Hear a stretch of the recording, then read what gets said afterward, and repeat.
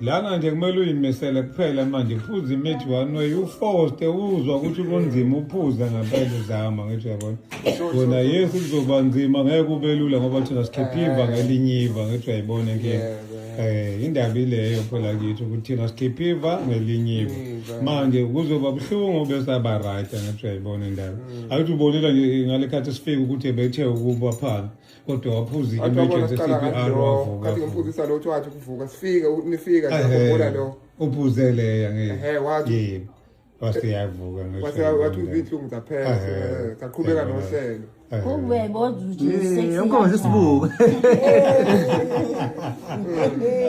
you should smile akade ngimtshela bemuhle manje kade ngimtshela hayi ngathi ngathi phambili phela ngoba ekugcineni kwakhona kuze izinto isebenze kahle kumele iqine wena usho ukuthi ke inazo izinto ezizongiphilisa manje ngakugcobi njalo ufuna ismile futhi hayi cha uqinisile baba asho ngakaphuza ngakagcobi hayi cha uqinisile umama laba bathi ngoba bamthumela nomzukulu.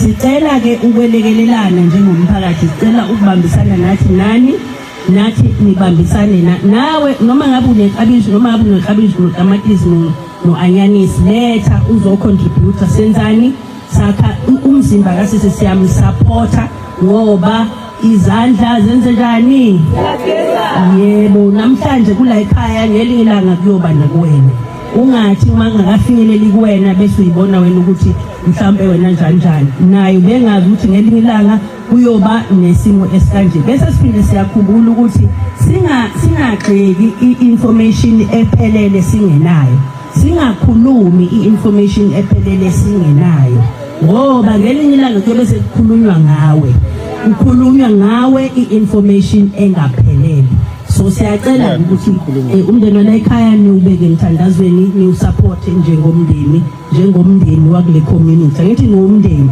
siyabonga kakhulu asimpele hlombe kakhulu ke ngizobiza uManqobo nangoba nibiza ngoManqobo ngicela ayakilethele nanti ibhokisi lapha sesiyaphuthuma mfethu sambeni umuntu esize kuyena lana kwenhleko akekho right esimina kufanele simlise kahle phandle ngoba ngiyazi into bese nimshutha futhi senihamba naye nithi ngiyambona ke kodwa ngingcolile kodwa basinqoma bakwethu abantu kwabanye ama province bathi ke sibe njenge KZN ukuthi uma ngabe izwe into ivele igijime yonke izo support at least konke simonyola yona ke yodwa ukuthi siya support bakithi ke nansi wheelchair indalo enhle Herbs and Beyond ngaphansi ka dokotela uHuman Plumber the Fajara esithengile nathi ukuthi cha ucela ukuthi ke bakithi engalokho equbulo kodwa for now ke ihambe kanansi wheelchair asishongo ke thina sindalo ukuthi sesivalile la sekukhona thina sizogida thina cha wonke umuntu uvumelekile ukuzoletha ini usupport njengoba nathi sasithumile itholeleni TV yafika lana nizwilisho so ke nathi sisifikile ke lana ke bakithi nansi mithi nayibona ngithi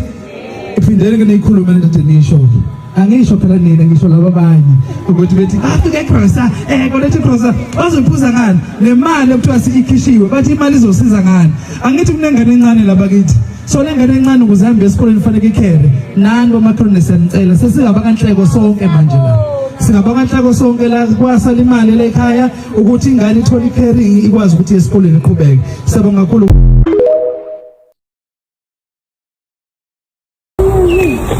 ngiyabonga kakhulu laba kwa indalo enhle ubonga umsaka kaNkulunkulu ngiyabona ukuthi uNkulunkulu khona uyangithanda futhi ngiyathemba umntana mzulu ngiyacela ukuthi ngoba emuhle umntwana wami engafiki kakhulu ngibonga ne-wheelchair abangifikele yona nayo ngoba besenginkinga ekubeni ngingenamandla ngakwazi wenzani ngiyomvusa kube khona isikhathi lapha ngakwazi ukuhamba yena ethu kufanele enze njani makalungiswe yini ngimnese ngaleyo ndlela yena kuba uNkulunkulu emuhle ungihawukele ngibonga kakhulu engathi ngingasiza nabanye uma benaleyo nkinga ngingadingi mina kuphela nobani inkinga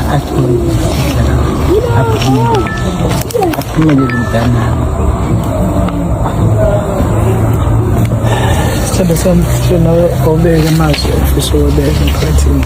Ubonge mhlawumbe South Africa, ngibonge bonke ofisa ubabonga.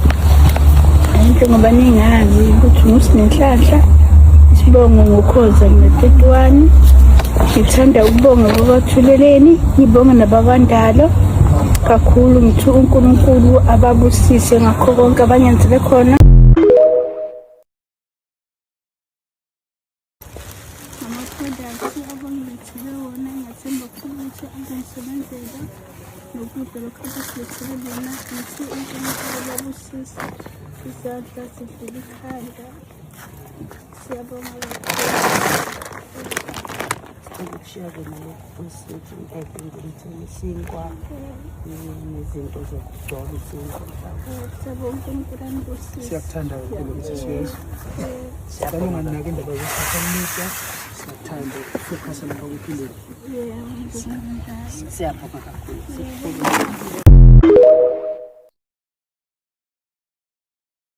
Hello there, you guys, and welcome back to the channel. So actress Thandeka King Dawn has been receiving a lot of backlash after getting involved in the 81-year-old lady who is aging rapidly.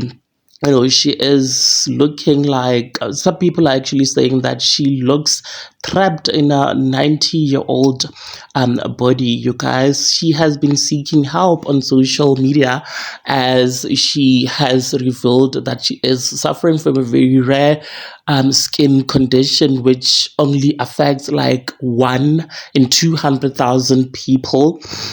And unfortunately, she is the one in this case. Now, we do remember the case of Untlametsi, who was only 15 years at the time. She also suffered from this very rare condition.